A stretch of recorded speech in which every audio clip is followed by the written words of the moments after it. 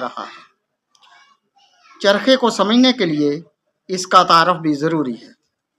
یہ ایک سادہ مشین ہے جو روئی سے دھاگا بنانے اور دھاگے سے موٹی رسی بنانے کے کام آتی ہے۔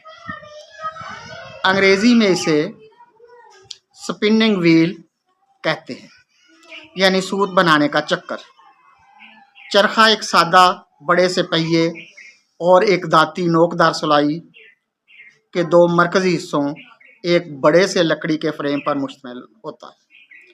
عام طور پر چرخہ لکڑی سے بنایا جاتا اور اس پر خوبصورتی کے لیے رنگ و روگن کر کے شیشے بھی جڑ دیے جاتے تھے۔